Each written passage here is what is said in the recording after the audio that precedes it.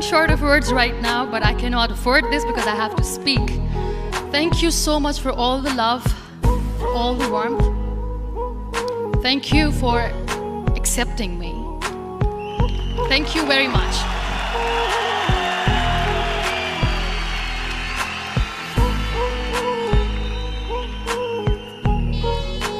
Well, I always start my talk with a disclaimer.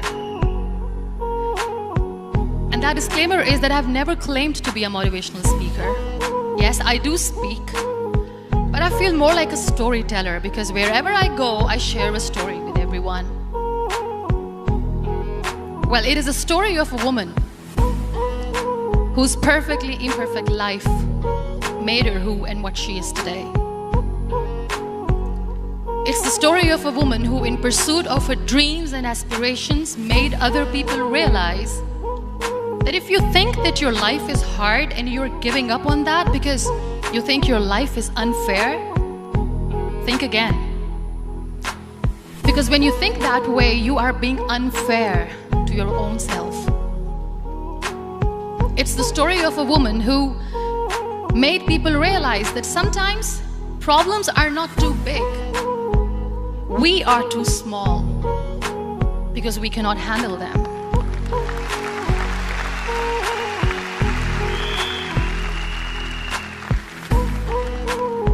It is the story of a woman who with time realized the real happiness doesn't lie in success, money, fame. It lies within. Real happiness lies in gratitude. So I am here and I'm going to share the story of that woman. That is my story. The story of gratitude.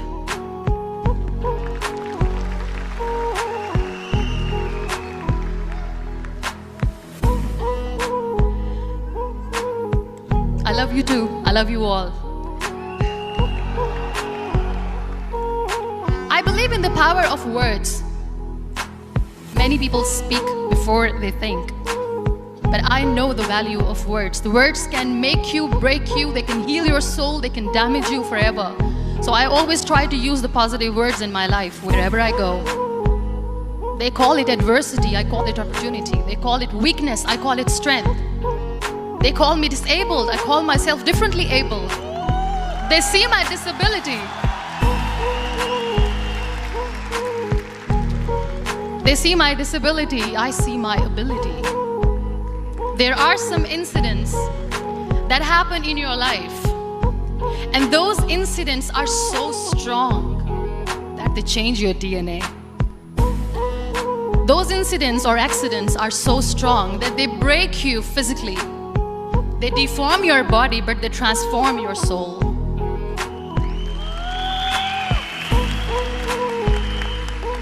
Those incidents break you, deform you, but they mold you into the best version of you.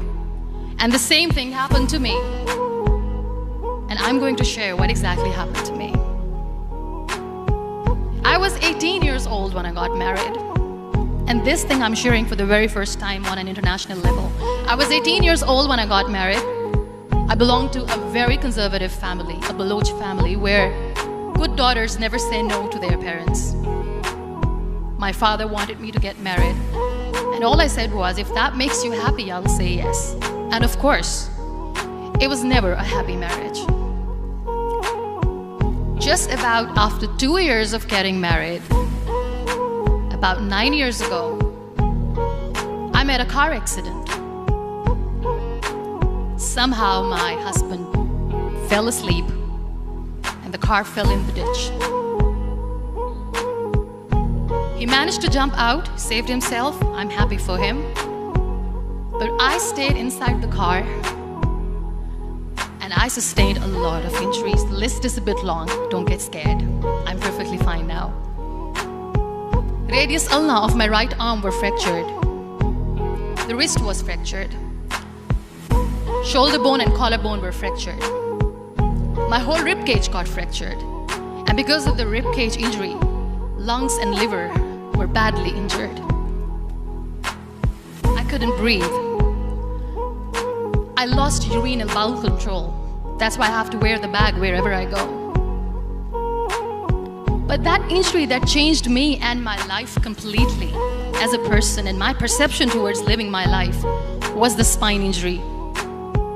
3 vertebrae of my backbone were completely crushed, and I got paralyzed for the rest of my life.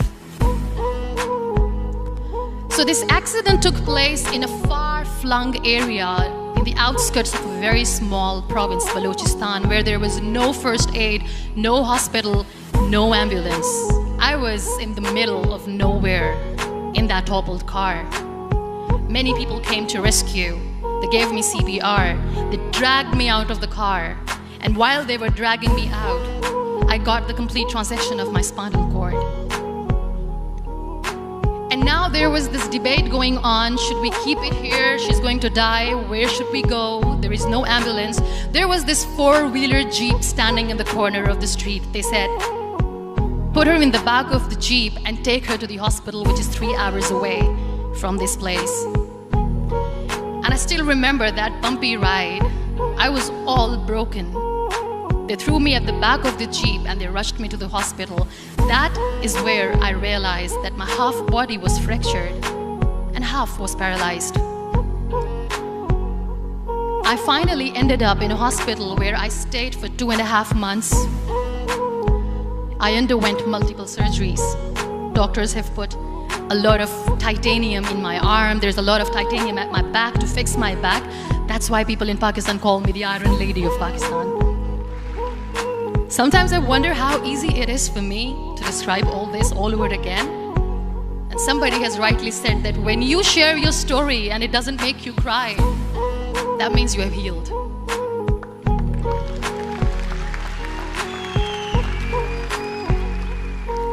Those 2.5 months in the hospital were dreadful. I will not make up stories just to inspire you. I was at the verge of despair. One day, doctor came to me and he said, well, I heard that you wanted to be an artist, but you ended up being a housewife. I have a bad news for you. You won't be able to paint again because your wrist and your arm are so deformed, you won't be able to hold a pen again. And I stayed quiet. Next day, doctor came to me and said, your spine injury is so bad, you won't be able to walk again. I took a deep breath and I said, it's all right. The very next day, doctor came to me and said, because of your spine injury and the fixation that you have in your back, you won't be able to give birth to a child again. That day, I was devastated.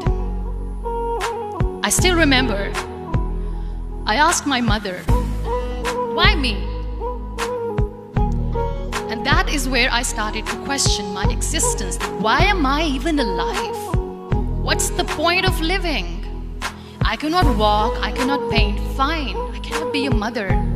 And we have this thing in our heads being women that we are incomplete without having children. I am going to be an incomplete woman for the rest of my life. What's the point? People are scared. They think I will get divorced. What is going to happen to me? Why me? Why am I alive? We all try to chase this tunnel. We all do this because we see light in the end of the tunnel, which keeps us going. My dear friends, in my situation, there was a tunnel that I had to roll on, but there was no light. And that is where I realized that the words have the power to heal the soul. My mother said to me, this too shall pass. God has a greater plan for you. I don't know what it is, but He surely has.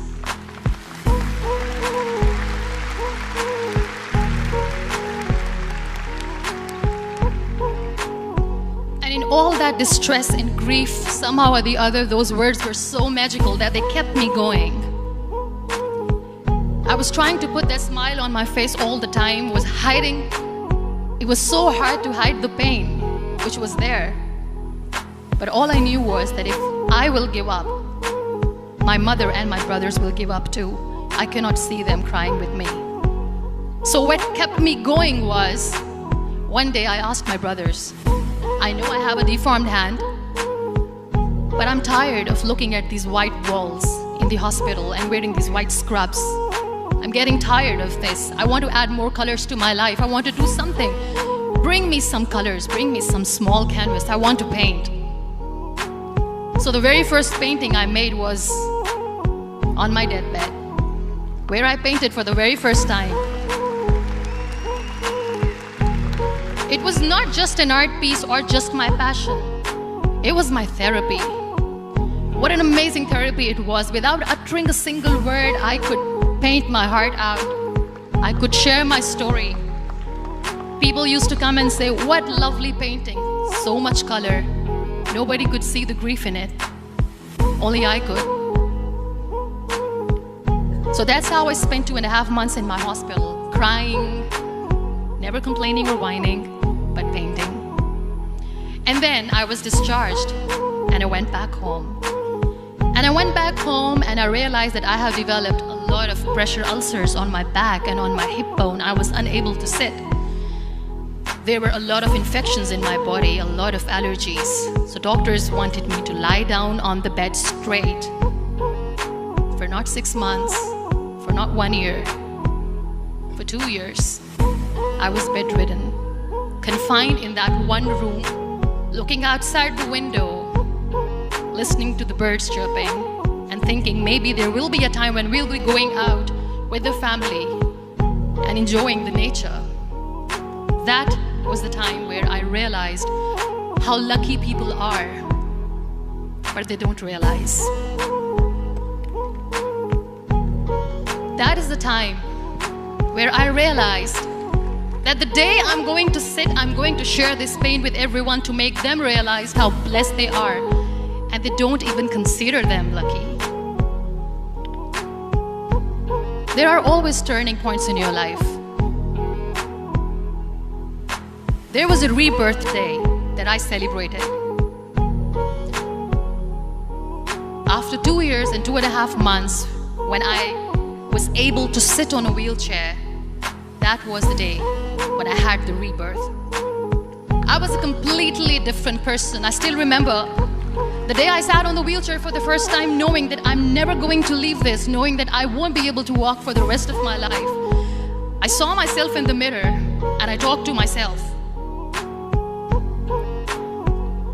And I still remember what I said. I cannot wait for a miracle to come and make me walk. I cannot sit in the corner of the room crying, cribbing and begging for mercy because nobody has time.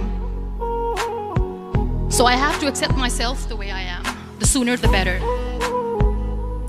So I applied the lip color for the first time.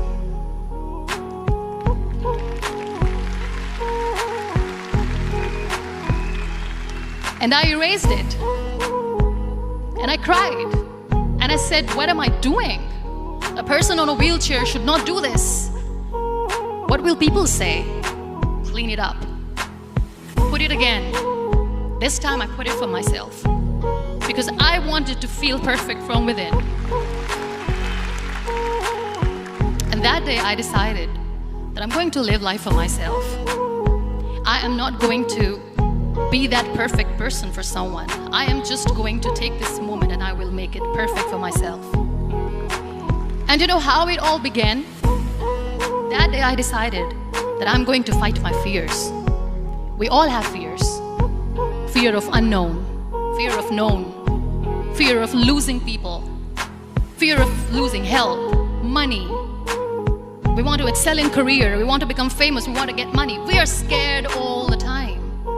So I wrote down one by one all those fears. And I decided that I'm going to overcome these fears one at a time. You know what was my biggest fear? Divorce. I couldn't stand this word. I was trying to cling on to this person who didn't want me anymore, but I said no. I have to make it work.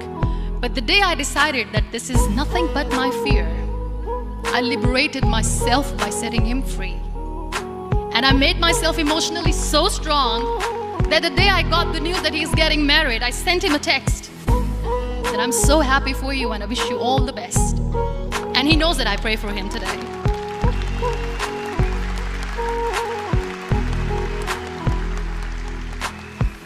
My biggest fear, number 2, was I won't be able to be a mother again. And that was quite devastating for me. But then I realized there are so many children in the world, all they want is acceptance. So there is no point of crying, just go and adopt one. And that's what I did.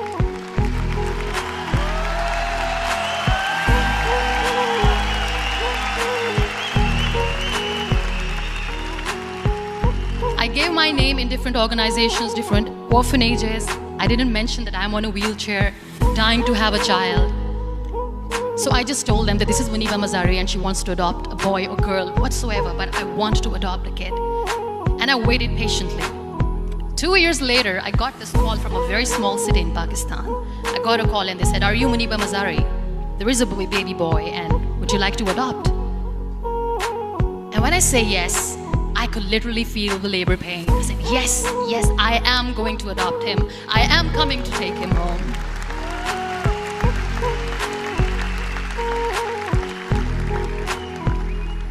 And when I reached there, the man was sitting and he was looking at me from head to toe. And in back of my head, I kept thinking that, oh my God, he's going to say she's on the wheelchair, she doesn't deserve it. How is she going to take care of him? And I looked at him and I said, do not judge me because I'm on the wheelchair. But you know what he said? He said, I know you will be the best mother of this child. You both are lucky to have each other.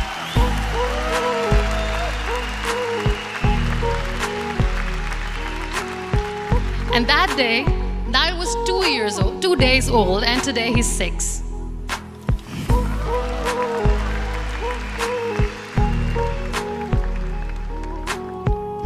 You'll be surprised to know another bigger fear that I had in me. It was facing people. I used to hide myself from people. When I was on bed for 2 years, I used to keep the door closed. I used to pretend that I'm not going to meet anyone, tell them that I'm sleeping. You know why? Because I couldn't stand that sympathy that they had for me. They used to treat me like a patient. When I used to smile, they used to look at me and say that, "You're smiling, are you okay?" I was tired of this question being asked, "Are you sick?" Well, a lady yesterday at the airport asked me, "Are you sick?" And I said, well, besides the spinal cord injury, I'm fine, I guess.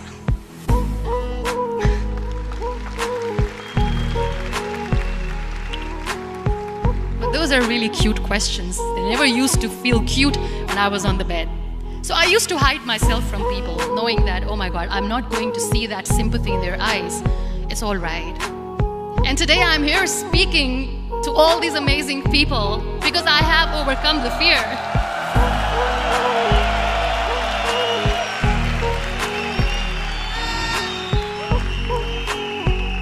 You know, when you end up being on the wheelchair, what's the most painful thing? That's another fear that people on the wheelchair, or the people who are differently abled, have in their hearts, but they never share. I'll share that with you. The lack of acceptance. People think that they will not be accepted by the people because we, in the world of perfect people, are imperfects. So I decided that instead of starting an NGO for disability awareness, which I know will not help anyone, I started to appear more in public. I started to paint. I always wanted to.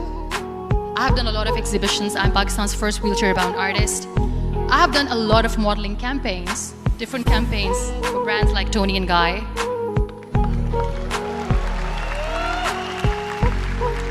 I have done some really funny, breaking the barriers kind of modeling. There was this one by the name Clown Town where I became a clown because I know that clowns have hearts too.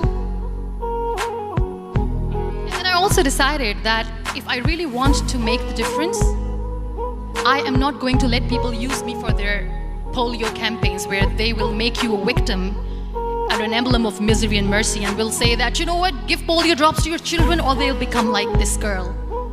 I decided that I'm going to join the national TV of Pakistan as an anchor person, and I've been doing a lot of shows for the last 3 years.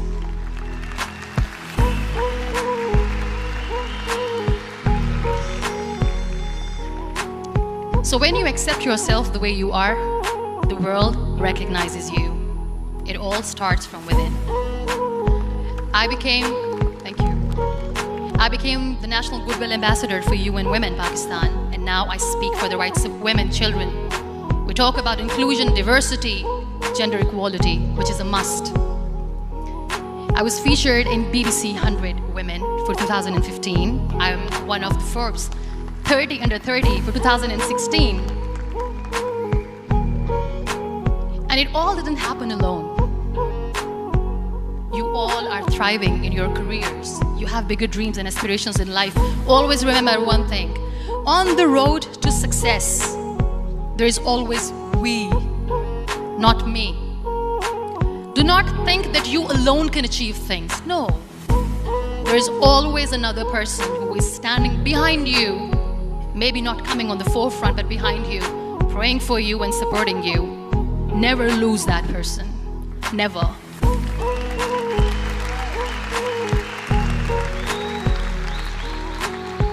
No matter how much I say that I couldn't find a hero, so I became one, I still want to recognize those 3 people in my life who literally changed my life completely, and I get inspiration from them every single day. Waleed Khan. Many people know about the terrorist attacks in Pakistan. We have lost many people. And I'm sharing this with a very heavy heart because we actually have lost a lot of people in this huge turmoil of terrorism. These people are barbarians. They do not see people. They're even worse than animals. They have killed people in mosques. They have killed people in churches, temples, even in schools. There was this terrorist attack in Army Public School, Peshawar, where these terrorists entered in an examination hall and they killed our children. And in that attack, that day, this beautiful boy, Waleed Khan, who was my hero, my real life hero, was the proctor who was taking care of the students, was keeping an eye on the students. Those barbarians shot him 3 times in the face, 5 times on his body, and he fell down. I was asked to give a talk in the school after a week of that terrorist attack. With a very heavy heart, I went there and I spoke. We sang a few national songs. I thought that maybe I've done my part, but deep inside, it was killing me. I could see children injured. I could see children sitting on the wheelchairs, looking at me, wondering, what next? What was our fault? Just because we were here to give examination, we have been shot. So many people, so many children lost their friends. Their classrooms were empty. The next day they went to the classroom. So this kid, Waleed Khan, I was asked that he is in a hospital right now, and you have to go and see him and motivate him and tell him that it's going to be okay. And when I saw Waleed Khan coming on the wheelchair for the first time in front of me, his face was all deformed. His leg was fractured, his arm was fractured. He couldn't talk, he lost his teeth. He cannot sneeze, he cannot smell. He cannot eat. And I kept thinking, what should I say? That everything is going to be all right? No, nothing is all right. And while I was juggling with the words, what to say, what not to say, this beautiful child, Waleed Khan, came to me and he said, "Are you Muniba Mazari?" I said, "Yes." He said, "Baji, let's take a selfie."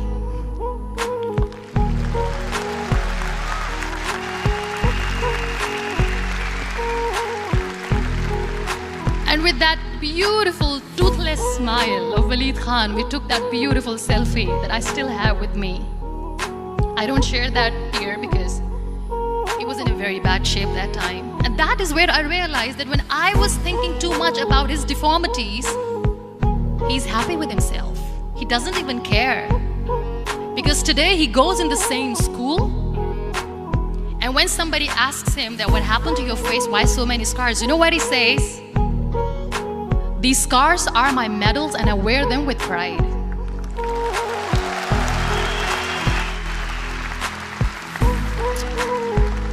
And how beautifully he says that terrorists wanted me not to study. I am going to study. I will become a doctor one day. And this is my way of taking revenge from those terrorists. Another real-life hero, of course, my son. His name is Nile, N-I-L-E, River Nile. I learned so much from this kid. The first and foremost thing is patience. How to be patient when you know that your mother cannot walk, when you know that your mother is different from the other women, when you know that your mother cannot go out and play with you. How to stay calm. He loves football. And when we got the very first football, he was 4 years old. He was super excited. I still remember he came in the room and he said, "Mom, let's play football." And he kept the ball in my feet. And he said, "Let's kick it." And that day I felt disabled. I said, "I cannot kick the ball." And I was down with the same face. He looked at me and he said, "Well, that's all right. Your legs are not working, but your hands do. Let's play catch the ball."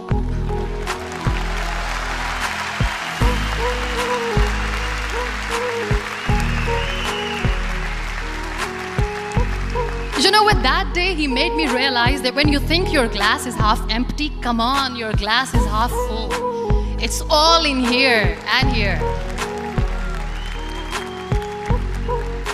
Last but not least, the woman who made me realize that heroes have no gender. The woman who believed in me even when I was completely at the verge of despair, where everybody left. She was there. And every time I looked at her, without saying anything, she used to look at me and said, "This too shall pass. God has a bigger plan. And one day you will say that, oh my God, that is why God has chosen me." She never cried in front of me. She has always said that there will be haters, there will be naysayers, there will be disbelievers, and then there will be you proving them wrong. My mother.